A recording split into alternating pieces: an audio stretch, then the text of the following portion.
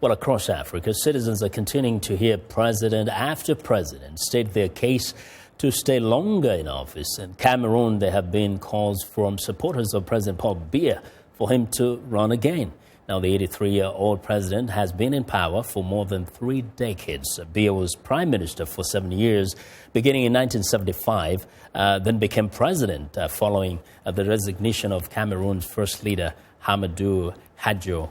In 2008, he revised the 1996 constitution to remove presidential term limits, allowing him to contest and win the 2011 election. Biya is now serving the 4th year in a 7-year term. Well, for some insights into Cameroonian politics, I'm joined by Eric Chinje, CEO of the African Media Initiative, who's also a native of Cameroon. Eric, welcome to Africa 54. Thank you very much. Biya is 83 years old. Now they say his supporters want him to run again. How much of those supporters reflect, the wish of the citizens of Cameroon? Supporters would always obviously support who their leader is. Exactly.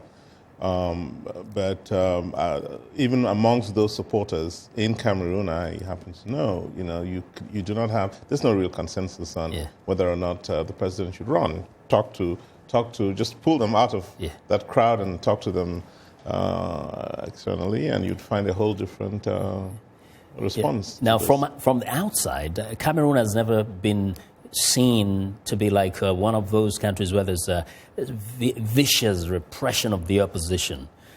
Is that something we don't get to know, or is it that the people of Cameroon have just accepted the status quo for all those years? Well, let me say this about the President Biya. One, he likes to stay beneath the radar. He doesn't like attention. So he obviously does everything to stay away from you guys, from the international media, from national media attention. Secondly, he's a very informed leader.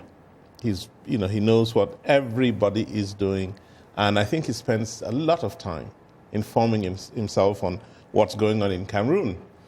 And this image of the man has somehow been articulated enough for people to know, so that those around him, who invariably are those who ought to be vying for power, cannot do it. Well, there's some, we know some opposition, I can't mention some names here, but is there a vibrant opposition that could give him a threat even if... No. That's part of the problem. That's part of the problem in Cameroon, as in most other African countries. I think it's for leaders. And in a recent interview, I called on the president to please not consider just those around him who have a direct stake in what they're doing. And actually what's happening, I mean, the continent was kind of moving away from this long-serving president. Now we're hearing things in Burundi, Rwanda, Uganda, perhaps Kabila, Chad and Congo, and so what's going on the continent? Well, I think Africa is coming into its own. These changes which came about as at the end of the Cold War and the fall of the Berlin Wall, and seemed to have been imposed by not only these foreign governments but external institutions upon which these countries depended for their economic, financial assistance. So what is happening now, what we are seeing now, is a continent that is finally coming to terms with its own political, economic evolution. And in some cases, like as in Burkina Faso, they've been able, the population has been able to stand up and say, this is what we want. We don't want, to give themselves an option. But otherwise... In other countries, it's not the case. But I think, most countries are at various stages of finally having the citizens take control of the politics. And until it gets there, nothing is going to happen. So even in Cameroon, it will have to be the people at some point. It will have to be the people in Cameroon, because we did not have an opposition that is capable of standing up to Mr. Biya. But 20 years ago they did, and they could have, because they could have ridden this wave of popular need for change, which is what they did. John Frundi, you may have heard that name, was the leader of the opposition at the time and could have taken over, but he didn't.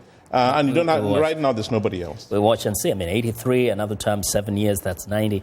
Anyway, thanks a lot. We hope he doesn't run in spite of what people are saying. Eric, thank you. Thank you very much. Eric Chinje is the CEO of the African Media Initiative. We thank you very much for joining us. Thank you.